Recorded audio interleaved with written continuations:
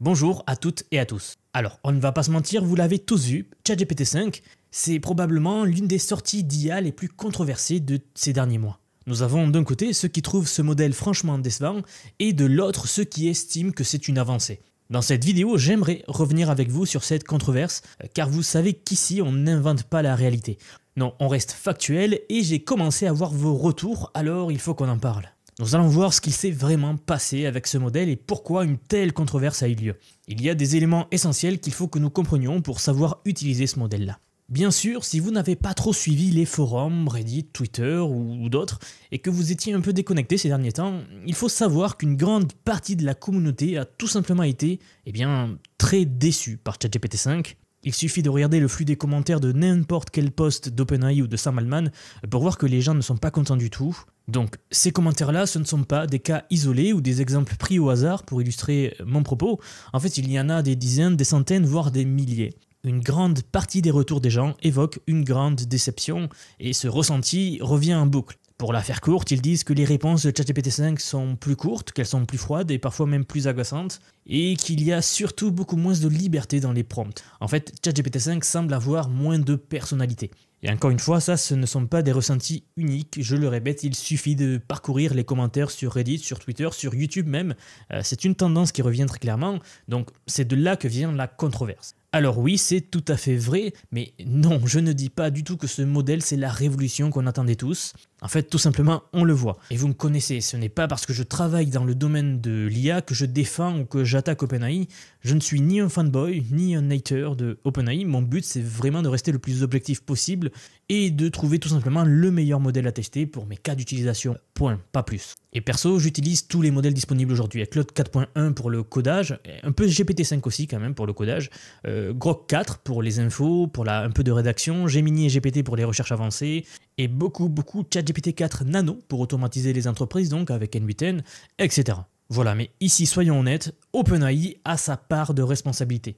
En fait, ils ont tellement teasé ChatGPT 5 pendant des mois, comme si c'était le modèle révolutionnaire capable de tout changer, l'AGI. Résultat, les attentes étaient énormes, peut-être beaucoup trop même. Si vous avez suivi ces derniers mois, vous savez, Sam Altman est sorti en faisant plein d'interviews qu'on a couvert ici, et il disait que ça allait tout changer. Regardez ce tweet par exemple, un jour avant la sortie de ChatGPT 5, il a posté ce tweet avec ce que l'on voit à l'écran, l'étoile de la mort. Sous-entendu, le modèle qui arrive, GPT 5 sera du niveau de l'étoile de la mort. Ça va tout simplement faire s'effondrer toute la concurrence, et j'en passe. Forcément, il ne faut pas être un génie pour comprendre que ça a enflammé toute la toile. Tout le monde devenait fou, et je vous avoue que moi-même, j'ai été pris dans la hype, et j'en attendais beaucoup également. Résultat, on est tombé de haut. Et ChatGPT 5, ce n'est pas un mauvais modèle du tout, C'est un très bon modèle, mais là, on voit le décalage entre ce que annonçait Sam Altman et ce qu'on a eu finalement. J'aimerais revenir sur cette info également de Sam Altman. Car une autre grosse erreur qu'OpenAI a commise lors du lancement du modèle, c'est qu'il n'y avait tout simplement pas le bon sélecteur de modèle. Vous savez, c'est le routeur que je vous disais lors de la vidéo précédente sur l'annonce de ChatGPT 5. Et pour ceux qui ne savent pas, ChatGPT 5 c'était censé être un modèle unifié qui réunissait tous les meilleurs modèles d'OpenAI et qui était capable d'adapter sa façon de penser en fonction de votre question particulière. Mais on a appris qu'OpenAI n'avait tout simplement pas activé cela lors du lancement. Regarde, on peut voir que Sam Altman a répondu à ce sujet dans un thread sur Reddit suite à la conférence d'OpenAI et le lancement de ChatGPT 5. Altman s'est rendu sur Reddit pour répondre à toute une série de questions que posaient les utilisateurs suite au lancement. Et on lui a posé la question par rapport à ce routeur-là. Il explique la chose suivante, c'est que le switch automatique avait connu un problème technique et qu'il avait été hors service une bonne partie de la journée de lancement. Résultat, ChatGPT 5 avait l'air bien plus bête que prévu. Ils sont donc en train de faire en ce moment même, 3 jours après, certaines interventions sur la manière dont fonctionne le routeur de ChatGPT 5, ce qui devrait permettre aux utilisateurs d'obtenir à chaque fois le bon modèle pour répondre à la question. Et il prévoit également de rendre plus transparent quel modèle a été utilisé par ChatGPT 5. D'ailleurs, sur certains comptes, ils ont déjà commencé à montrer quel modèle a été utilisé par ChatGPT 5.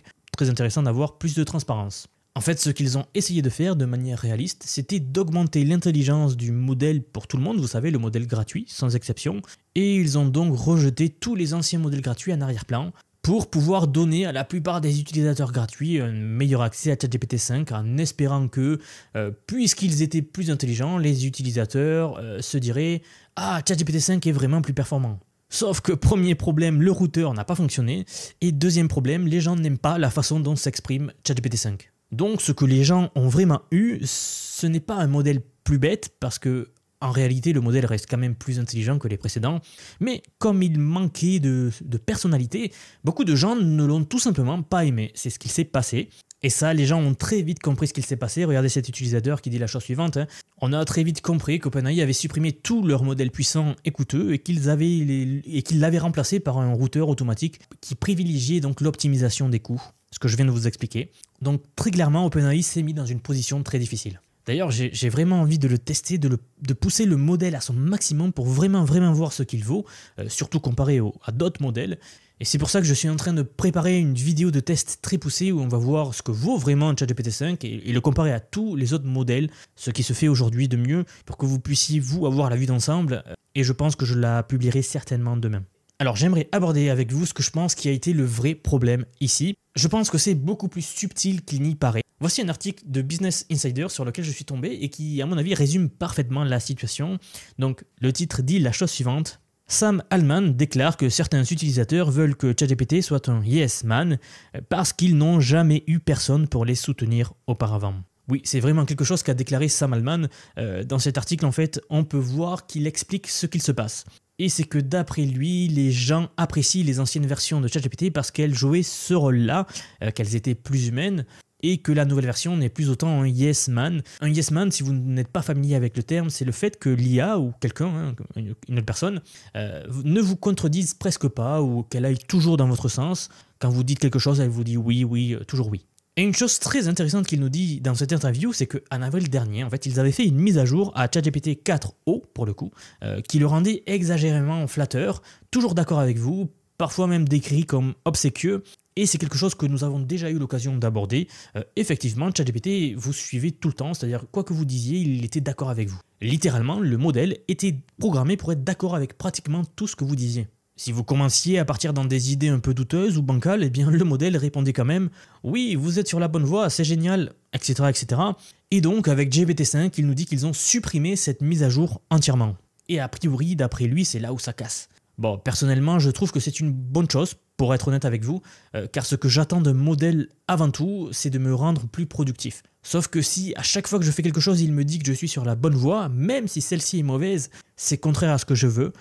Donc voilà, le fait que l'IA était toujours d'accord avec moi, c'était quelque chose qui m'a toujours un peu embêté. Et d'après Sam Altman, c'est donc ce qu'il s'est passé. Alors je sais pas si c'est vraiment toute l'histoire, mais je pense que ça en fait partie effectivement. Le jour d'après la sortie, regardez ce que disaient les gens, alors sur Twitter, sur Reddit, partout en fait. C'est littéralement quelque chose que j'ai vu absolument partout défiler au long de la journée. Et sur cet exemple ici que je vous ai pris, on peut lire la chose suivante par exemple. L'utilisateur il dit « S'il vous plaît, ramenez-moi chez GPT 4o et 4.1. Tous vos utilisateurs ne sont pas des entreprises ou des développeurs. » Et ça c'est quelque chose de vrai et de très important. Dans la vidéo de l'annonce, c'est ce que je vous disais. L'audience principale d'OpenAI, c'est tout le monde. C'est la plus grosse entreprise aujourd'hui d'IA, 700 millions d'utilisateurs, ça ne fait qu'augmenter.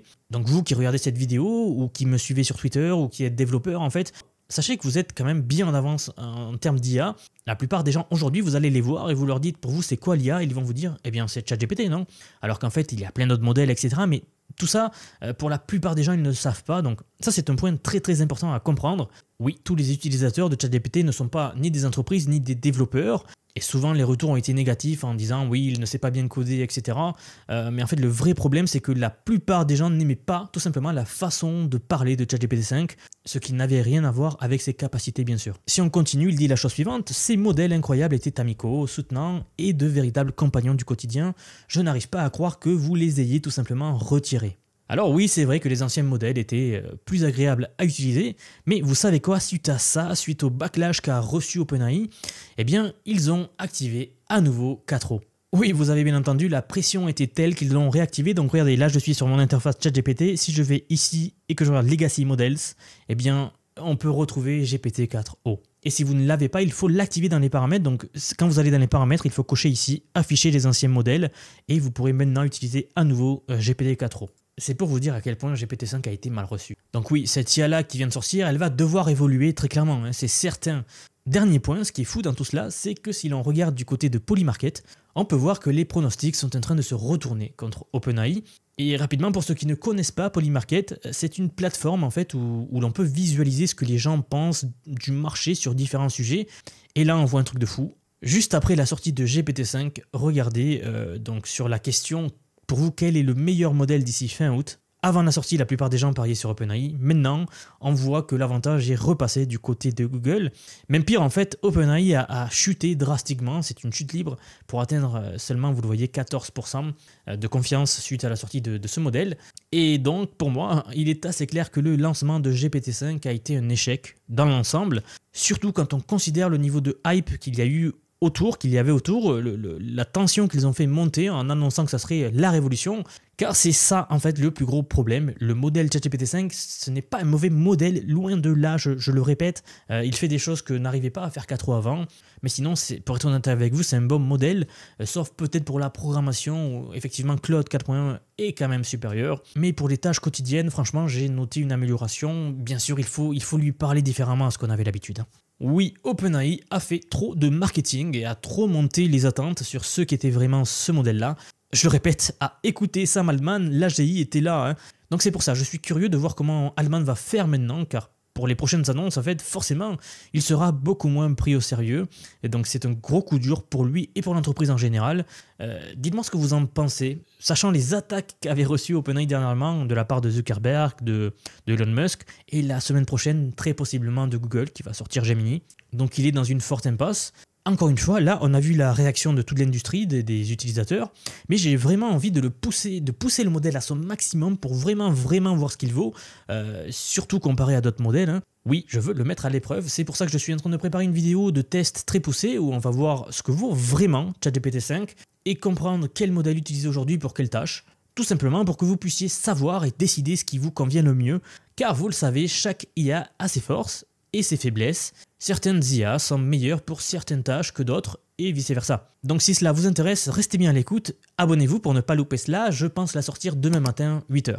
D'ailleurs, laissez-moi maintenant vous parler de Vision IA, car aujourd'hui on vient de voir où est-ce que ChatGPT 5 a pêché, et c'est pour ce genre de choses que maintenant c'est très clair pour tout le monde, si vous voulez tirer le meilleur parti de l'IA, et vraiment l'exploiter à son maximum, il faut que vous sachiez quel modèle d'IA sert à quelle tâche. Donc c'est pour ça que je vous prépare la vidéo que je vous ai dit pour demain, mais sachez que tout cela, je le tire de ma communauté privée Vision IA. J'ai déjà commencé à mettre à jour les leçons sur GPT-5. En fait, dès le lendemain de la sortie de cette IA, on a déjà mis à jour 3 ou 4 leçons. Hein. Et vous le savez peut-être, mais depuis quelques mois déjà, je construis un programme d'apprentissage où je vous apprends tous les aspects de l'IA ainsi que son utilisation concrète.